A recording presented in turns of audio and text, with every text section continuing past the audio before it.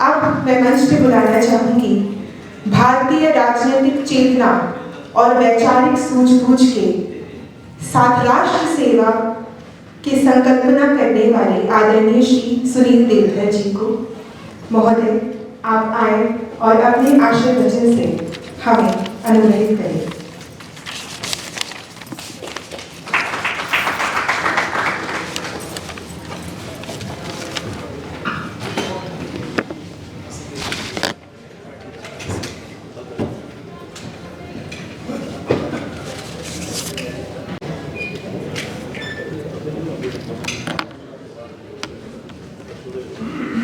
सभी को नमस्कार। एक स्वाभाविक प्रश्न सबके मन में होगा कि एक नाट्य शास्त्र के ऊपर लिखी गई एक बेहतरीन पुस्तक के विमोचन में एक पॉलिटिशियन का क्या काम है। केंद्रीय मंत्री तो उस विभाग के मंत्री है, तो उनके हाथों विमोचन होना सौभाग्य है, उनका अधिकार है। लेकिन मैं तो एक पॉलिटिशियन करके ही परिचय है, तो मैं आपको ज़रूर बताना चाहूँगा कि राजनीतिक कार्यकर्ता और राजनीति ये एक बहुत सुंदर ड्रामा है। और इसलिए ये जो ड्रामा है ये आप देखते हैं रोज किस तरह से नए नए रंग और रूप लेकर सामने आता है। और बुद्धिजीवी और बहुत बड़े बुद्धिमान चाणक्य जी ने उसकी तुलना किसके साथ की है वो मैं यहाँ नहीं बताऊंगा, लेकिन आप सब लोगों को पता है। इस मंच पर विराजमान डॉक्टर गिरीश त्रिपाठी जी, नवनीत सहगल जी और शालीना जी, जिन्होंने मुझे यहाँ पर बुलाया।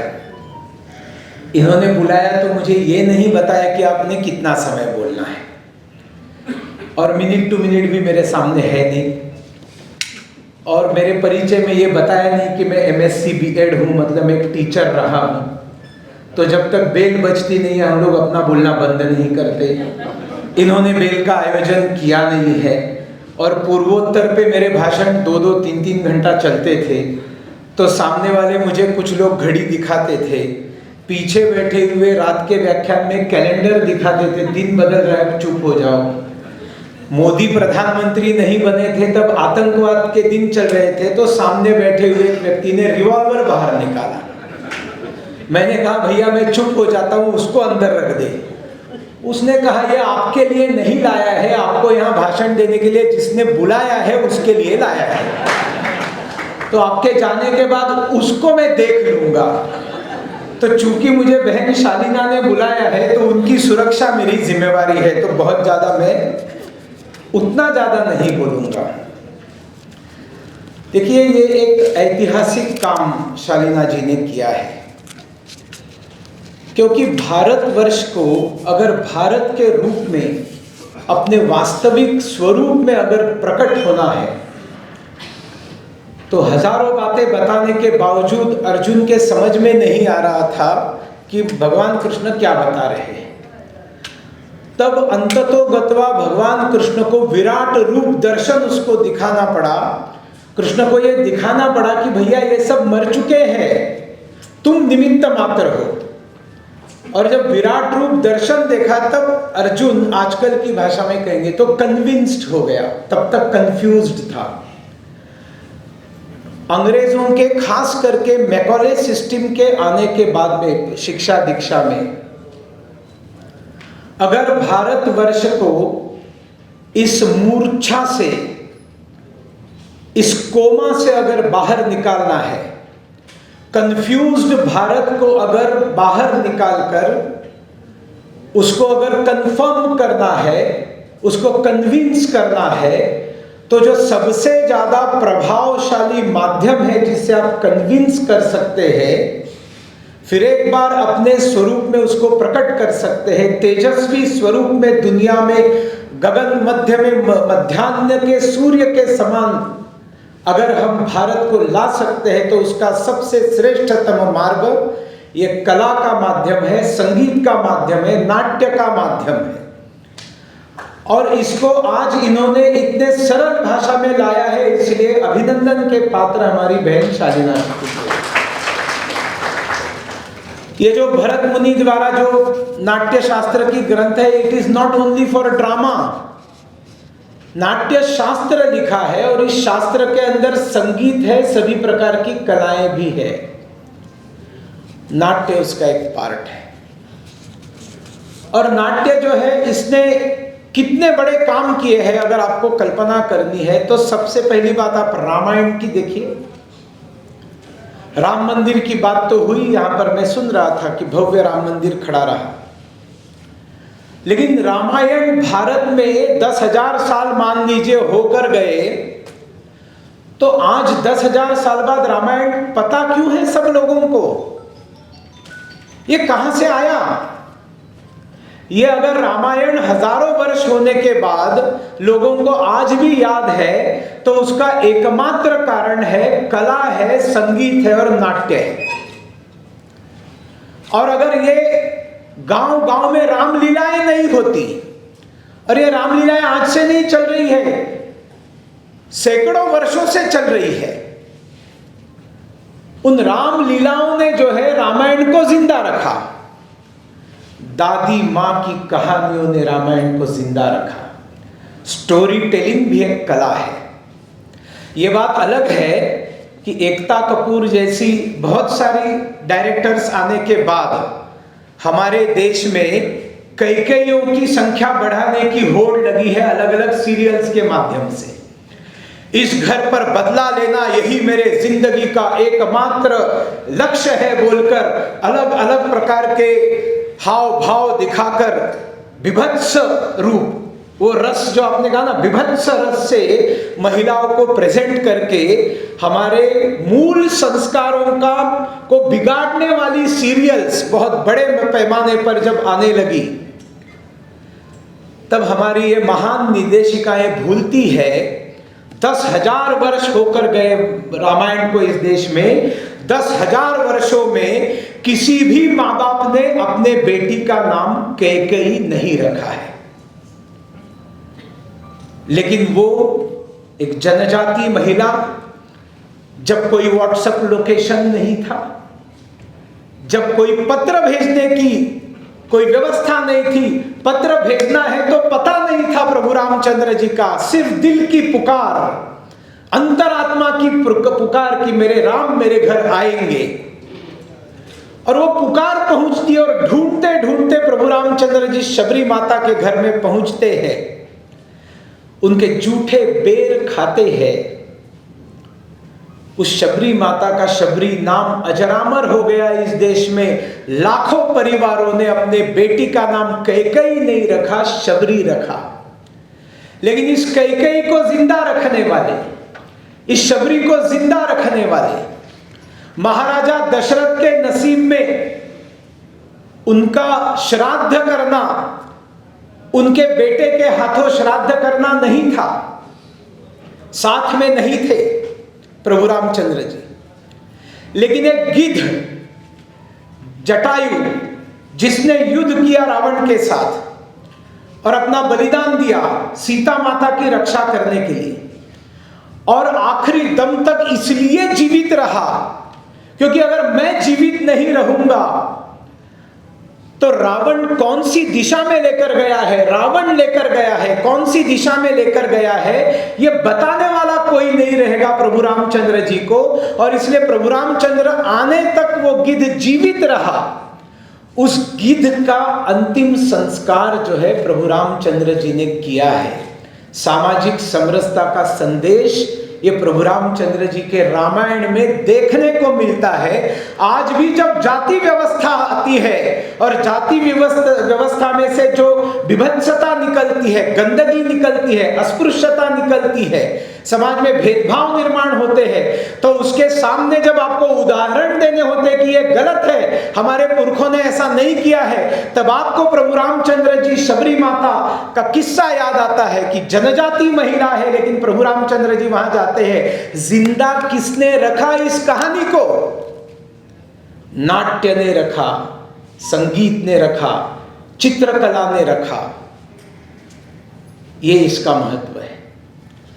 हम लोगों ने इसको पहचाना नहीं पहचाना, प्रखर राष्ट्रवादी कोई है, उन्होंने पहचाना नहीं पहचाना, वामपंथियों ने इसका बहुत अच्छा उपयोग कर लिया। झूठ के ऊपर झूठ, झूठ के ऊपर झूठ, झूठ के ऊपर झूठ। एक व्यक्ति पुस्तक लिखेगा, कोई रेफरेंसेस नहीं, उसमें झूठ लिखेगा।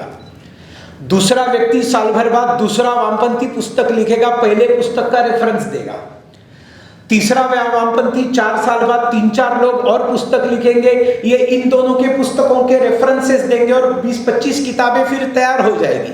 बाद में कोई परिसंवाद रखेगा, कोई संगोष्ठी रखेगा, कोई सेमिनार रखेगा और कुछ प्रबंध लिखे जाएंगे, ये 20-25 बदमाशों के रेफरेंस उसमें देंगे। आप इनके झूठ का, पाखंड का अगर सत्य जानना है तो जाइए, सोर्स ढूंढते ढूंढते जाइए, एक जगह पर जाकर आप क्ल्यूलेस हो जाएंगे। अकबर महान था, चर्चा चल रही है, अकबर महान था। अरे हिंदुओं की हत्या करने के बाद अकबर ने जो जनेऊ इकट्ठा किए थे, वो 50 किलो से ज्यादा जनेऊ इकट्ठा किए थे अकबर ने। लव जिहाद की जो आज चर्चा चलती है, उस लव जिहाद का सबसे बड़ा उदाहरण तो अकबर है, जो मीना बाजार लगाया करता था सुंदर महिलाओं को ढूंढने के लिए, खोजने के लिए। लेकिन अकबर महान था। मैं आज सच्चे हृदय से दादा साहेब फाल्के जी को कोटि कोटि वंदना करता हूं, क्योंकि भारत में 1913 में पहली फिल्म दादा साहेब फाल्के जी ने लाई। भारत में फिल्म, मूवी, पहली मूवी बनाने वाले दादा साहेब फाल्के, कई लोगों को पता भी नहीं होगा, लेकिन इस जगत में सबसे श्रेष्ठ अवार्ड अगर कोई आज भी है तो वो दादा साहेब फाल्के अवार्ड है। कौन है ये दादा साहेब फाल्के? भारत का पहला सिनेमा बनाने वाला महान पुरुष कोई है तो दादा साहेब फाल्के जी है। लेकिन दादा साहेब फाल्के को इसलिए कोटि कोटि प्रणाम मैं करता हूं क्योंकि उनके ऊपर ये वामपंथी गंदगी नहीं पहुंची थी, उन तक स्वतंत्र वीर सावरकर पहुंचे थे। और इसलिए दादा साहेब फाल्के ने जो पहली फिल्म बनाई, वो फिल्म राजा हरिश्चंद्र की थी, अकबर की नहीं थी। नहीं तो वो भी आ जाते उस लाल चपेट में, तो वो भी बना देते अकबर। और फिर आज ये सारे ढोंगी चिल्लाते रहते, देखो पहली फिल्म भी कैसे अकबर की बनी है, पहली फिल्म कैसे अकबर की बनी है। अकबर की नहीं बनी, राजा हरिश्चंद्र की बनी, क्योंकि विशुद्ध भारतीय संस्कार जिस दादा साहेब फाल्के के ऊपर थे। और सावरकर को आप भूलेंगे अगर आप नाट्य की बात करेंगे? पता है आपको क्या है सावरकर? सावरकर एक महानतम साहित्यिक थे। उन्होंने एक महाकाव्य लिखा है कमला, और उनके महाकाव्य की तुलना महाकवि कालिदास के साथ की जाती है, इतने उच्चतम कोटि के साहित्यिक थे। और एयर कंडीशन रूम में बैठकर अच्छे अच्छे व्यंजन सामने रखे हैं, सूप का एक एक चम्मच फुर फुर करके पीते पीते कोई नाट्य लिखना, कोई काव्य लिखना आसान बात है। लेकिन अंडमान की काल कोठड़ी में जब बेतहाशा मच्छर काट रहे हैं, हमेशा शरीर के अंदर बुखार है, सभी प्रकार की व्याधियां है, भयंकर गर्मी है, खाने पीने के लिए कोई संसाधन नहीं है, खाने पीने की वस्तुएं उपलब्ध नहीं है, प्रचंड पीड़ा और यातनाओं के बीच में एक साहित्यिक सावरकर जब कागज पेन मांगता है कुछ लिखने के लिए, उनको मना किया जाता है कि आपको नहीं दिया जाएगा, तब हाथ में जो पत्थर मिला उस पत्थर को हाथ में लिया, जो कील मिली उस कील को हाथ में लिया, दीवार पर खुरेच खुरेच करके साहित्य निर्मित करना शुरू किया। पूरी दीवार भर गई तो उसको मुखस्त किया, मुखस्त करने के बाद उसको मिटा दिया, फिर एक बार खुरेच खुरेच कर दूसरा पन्ना लिखा। ऐसे पन्ने के पीछे पन्ने मुखस्त कर करके उन्होंने साहित्य निर्मित की। और जब जेल से बाहर आए तब उन्होंने उसको सारे साहित्य को याद करके लिखकर प्रकाशित किया। दुनिया में ऐसा उदाहरण ढूंढ कर आपको कहीं नहीं मिलेगा जो सावरकर जी का उदाहरण। बड़े बड़े साहित्यिक, वामपंथी साहित्यिकों ने सावरकर की प्रशंसा की है। क्या वाणी है, क्या शब्द है। नाट्य संगीत लिखा है उन्होंने, नाटक लिखे हुए हैं। और अभी अभी तो उन्होंने लिखी हुई उर्दू में 75 कविताएं बाहर निकली है। अभी तक सावरकर जी का बहुत सारा साहित्य बाहर आना ही बाकी है।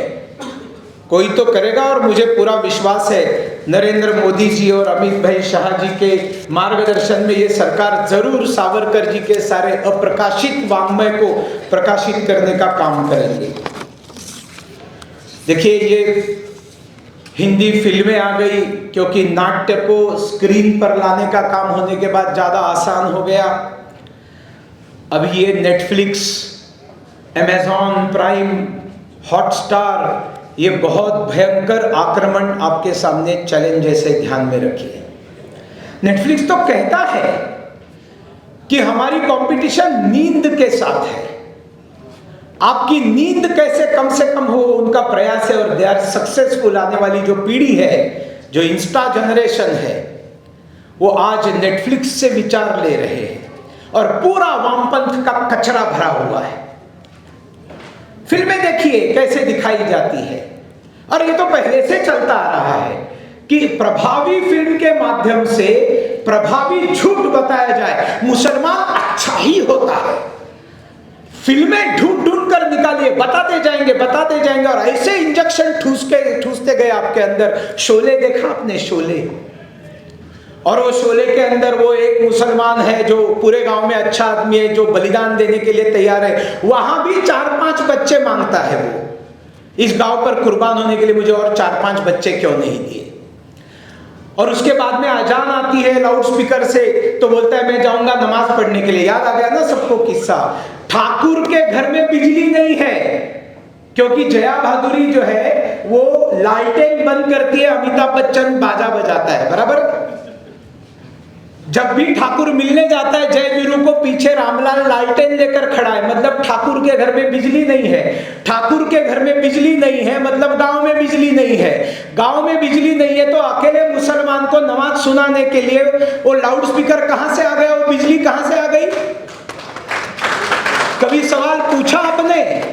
नहीं। एक मुसलमान को अच्छा दिखाना है तो आपको जंजीर में शेख खान मिलेगा।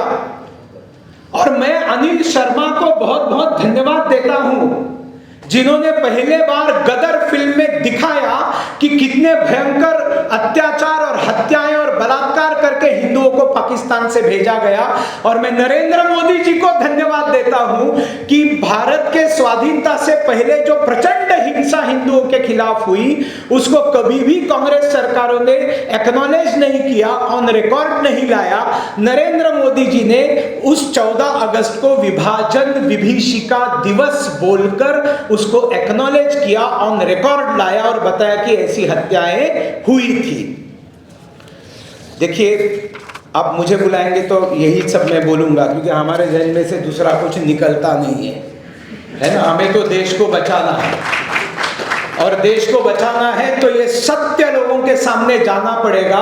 और उस संस्कृत सुभाषित से मैं सहमत नहीं हूं, सत्यम ब्रूयात प्रियम ब्रूयात मां ब्रूयात सत्यम अप्रियम।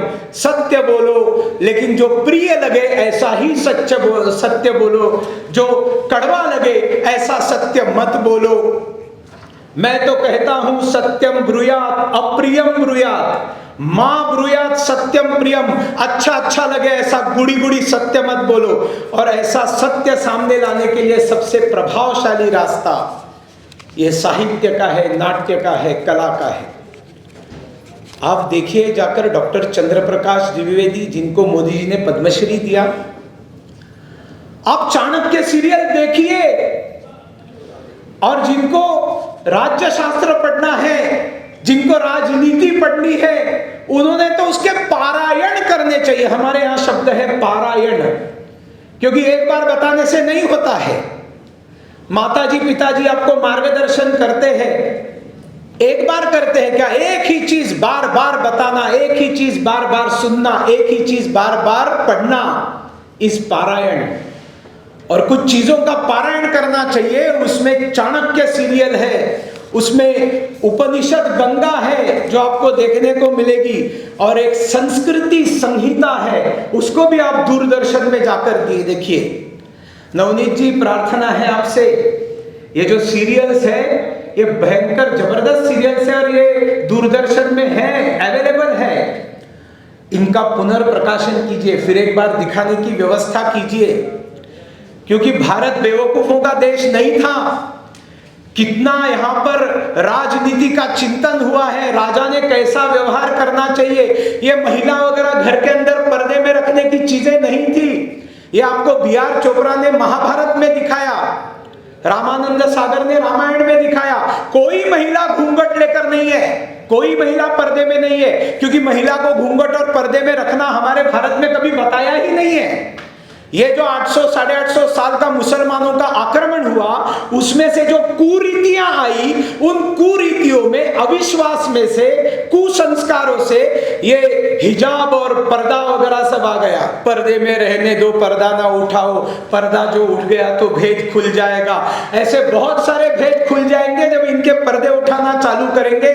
योगी आदित्यनाथ जी महाराज जैसे उत्तर प्रदेश में पर्दे उठा रहे हैं तो जलालुद्दीन बाहर निकल रहे हैं। जल्दी आपको समझ में आएगा, ये जलालुद्दीन और वो जलालुद्दीन अकबर में तसु मात्र फर्क नहीं है।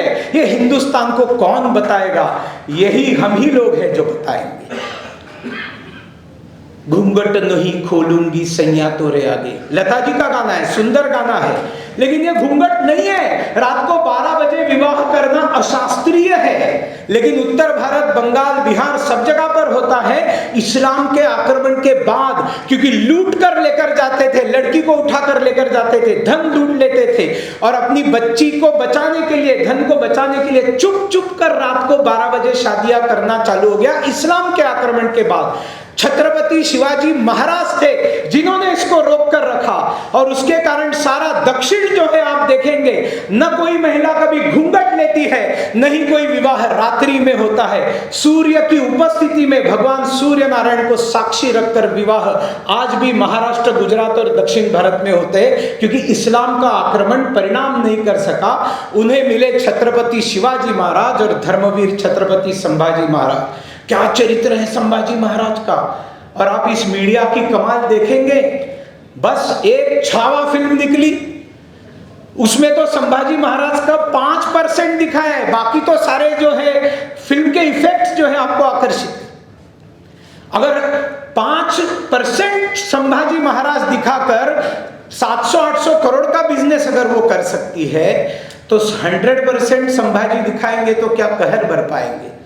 विशुद्ध भारत को अगर इस सिनेमा नाट्य से दिखाया जाएगा, ये रोजगार का बहुत बड़ा साधन है।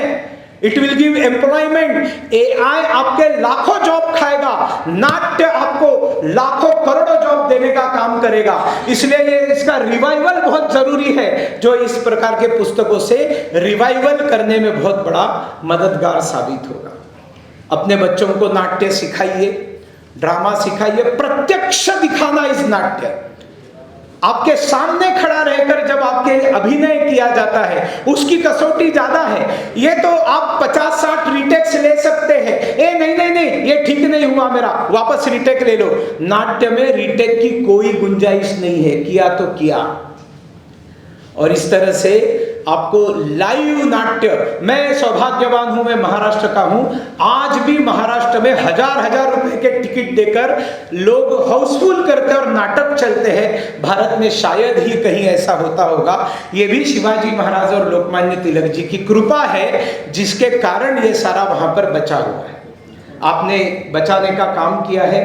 त्रिपाठी जी, आप बहुत बुद्धिमान है और आपका भाषण भी सुनना है।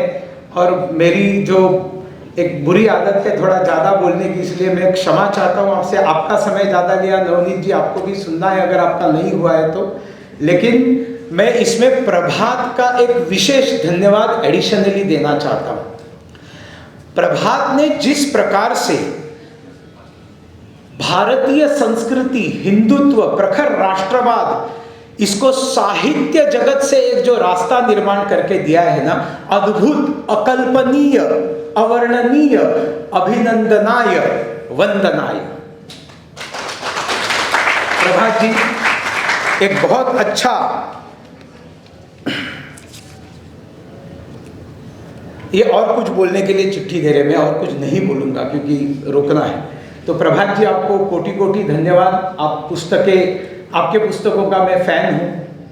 और देखिए, पुस्तकें भेंट कीजिए, वीडियो गेम्स मत दीजिए, घर में क्रोकरी मत सजाइए, पुस्तकें सजाइए। आप कौन सी प्लेट में डोसा खाते हैं या कौन सी प्लेट में लिट्टी चोखा खाते हैं, कौन से कप में आप चाय कॉफी पीते हैं, ये क्या दुनिया को दिखाने की चीज है? घर में जाते हैं तो क्रोकरी लगाई हुई है सब जगह पे, अरे पुस्तक लगाइए, और ऐसी पुस्तकें लगाइए कभी ना कभी पढ़ने की इच्छा होगी, आपकी नहीं होगी, आपके बच्चों की होगी, आपके बच्चों की नहीं होगी, अतिथि की होगी, और देंगे तो उसको किताब को खरीद कर पढ़िए, आप फ्री में मत दीजिए किसी को, मैं बता के रखता हूं। क्योंकि पुस्तक का अपना एक मंतव्य, एक सुभाषित है, वो कहता है जलात रक्षेत तैलात रक्षेत रक्षेत शिथिल बंधनात्। मुझे पानी से बचाओ, पुस्तक बता रहा है आपको, पुस्तक मुझे पानी से बचाओ, मुझे तेल से बचाओ। मतलब हलवा पूरी खाते खाते पुस्तक मत पढ़ो, उसका एक दाना गिर जाता है और उस पर जो दाग लगता है वो परमानेंट रहता है, वो निकलता नहीं है। तो जलात रक्षेत तैलात रक्षेत रक्षेत शिथिल बंधनात्। शिथिल बंधनात् मतलब लूज बाइंडिंग, जिसके कारण पुस्तक खत्म हो जाती है, लूज बाइंडिंग। प्रभात जी ध्यान रखिए, पुस्तक बताता है जलात रक्षेत तैलात रक्षेत रक्षेत शिथिल बंधनात् मूर्ख हस्तेन दातव्यम एवं वदति पुस्तकः। मतलब आप जल से बचाइए, पानी से बचाइए, तेल से बचाइए, लूज बैंडिंग से बचाइए, और ये सब तो कीजिए, लेकिन मूर्ख के हाथ में मुझे कभी पढ़ने को मत दीजिए। तो उस समय राहुल गांधी नहीं हुए थे, नहीं तो पुस्तक जरूर बता देता कि राहुल गांधी के हाथ में पढ़ने मत देना मुझे। चलिए रुकता हूं, बहुत बहुत धन्यवाद। पुस्तक खरीद कर पढ़िए, मुफ्त में मत मांगिए, और लोगों को भेंट पुस्तकें दिया कीजिए, और अगर चॉइस हो तो प्रभात की दीजिए। धन्यवाद।